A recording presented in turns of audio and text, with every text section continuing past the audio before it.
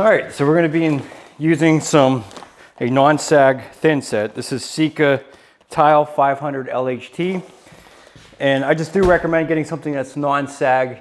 Art X5 is another great product. There's a lot of different thin sets out there. I'll leave a list down below, but you want to use something that's going to make it easy for you to set this on the wall and nothing's going to sag.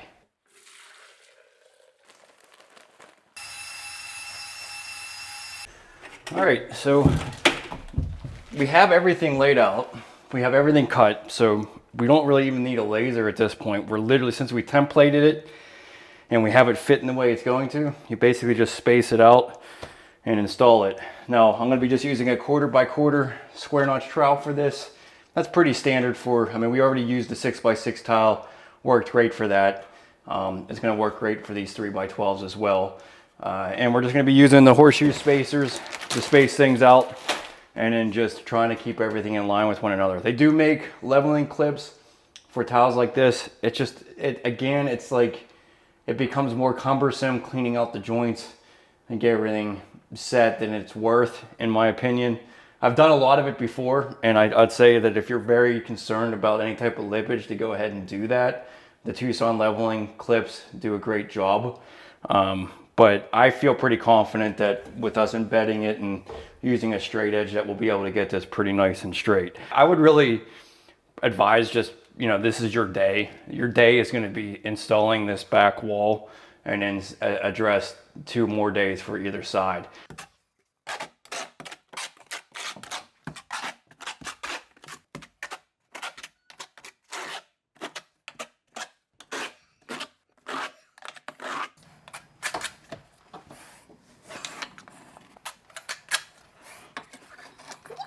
Okay, so we'll just use these spacers between the floor .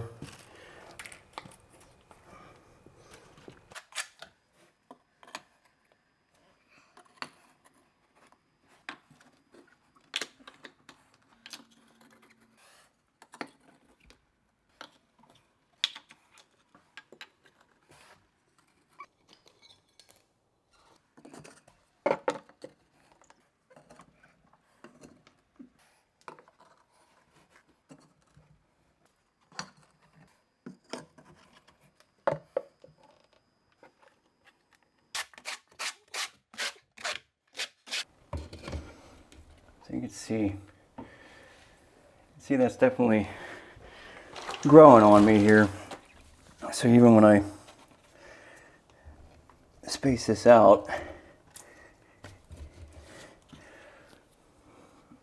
there's something going on the way that this is aligning. So I mean, what I could do is just space it here, and I have like a very thin joint there to make up for it. But you just don't want to keep having those tips come out there. That's where those precision wedges are nice. I'll put a small one here and a small one here. And then, you know, so I have a little bit of a divot there. So the next one, I'll address it again. So that's a way that you can like keep this thing from running away from you. The rest of this seems all right. I mean, this is kind, you can kind of feel a little bit of a nub there. I could just move this spacer over here, just shrink that joint. But you have to pay attention to all these little corners because it ends up growing on you. If you leave it alone, it ends up getting completely off.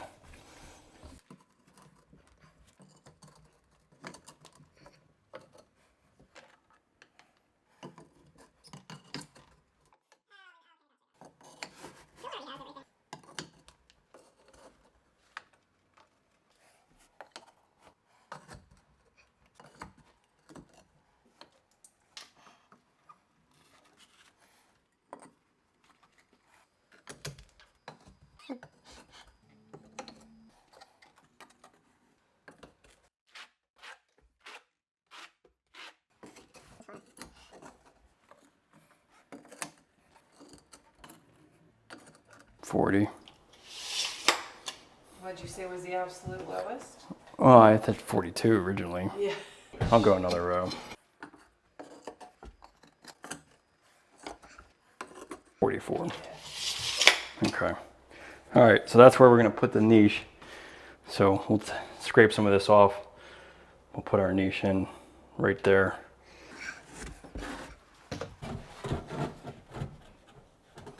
It's gonna go down behind those tiles in it. Okay, so this is the one benefit of having a pre-made niche like this. So you can settle most of your tile work, get it exactly where you want it, put a laser on it, and then mark out and cut out the area that's gonna work with your tile layout. Now, I'm definitely doing a complicated setup here with the herringbone, but if you did a regular brick pattern, this would be super easy. You'd be able to run this up, measure up, cut it out. So it's the same scenario. It's just with more complicated tile work, the little bit more challenging it is to get it in the right spot, but I definitely advise cutting this later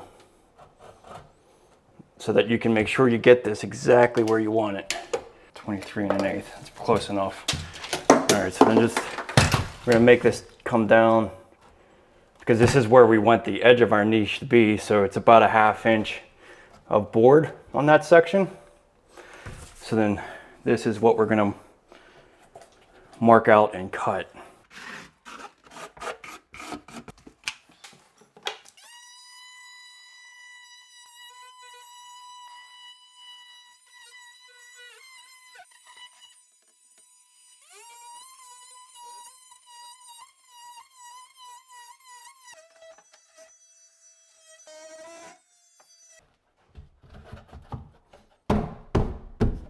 Perfect. Okay, so just put some sealant all around the edge here.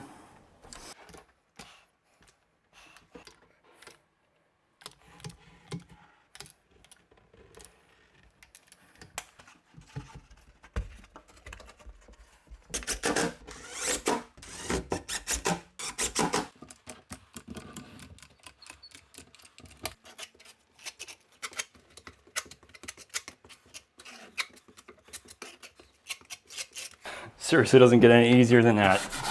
So now we got it right where we want it, and it's gonna look like we made it happen right where we wanted it to. So this is the real difference between having professional products and strategies, because something like this always makes a customer be in amazement of how everything works out exactly the way it should.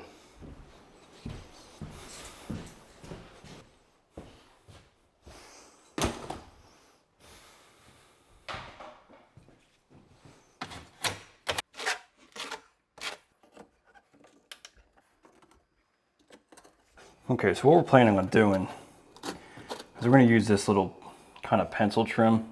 Just going to be white, but this is what we're going to outline this. So this is where we really want to have our line cut. You know, that right there would have been an absolute disaster if you were trying to use like a Schluter edging. Like that 1/2 inch would have been awful. But since we're using a pencil trim, you have plenty of flexibility.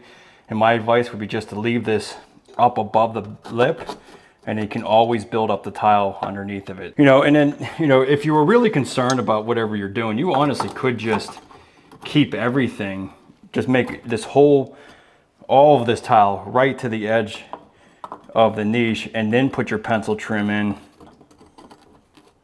and then just build up the back on the sides and everything. So you have plenty of options with a pencil trim, but we're going to just give ourselves a little bit of room because I'd like to be able to thin set the back of this onto the face of this rather than trying to build up the inside of the niche. But if you didn't have your edging picked out, definitely just at least go up to the edge or a little bit past it, just so you have the options. If you wanted to do a Schluter edge, you can do that. But it's a really good idea to know exactly how you're trimming things out before you get to this stage.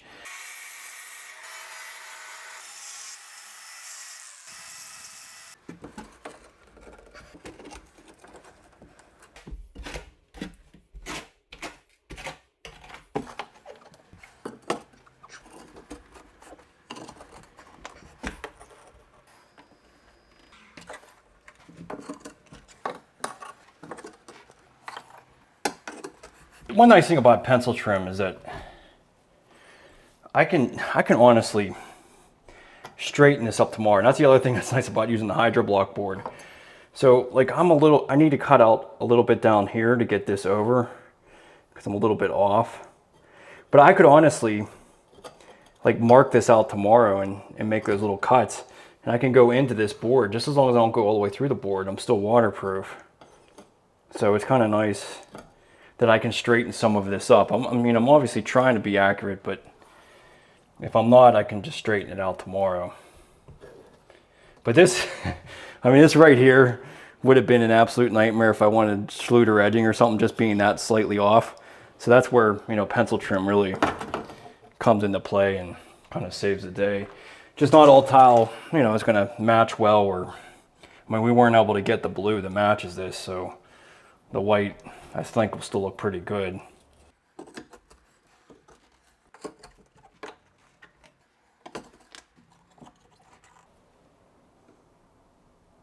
Wow, that's awesome. I've been struggling with those markers. This is just called a Sharpie peel off. So it's like a crayon. But boy, that really makes a nice mark on there. Now I can actually see what I'm doing.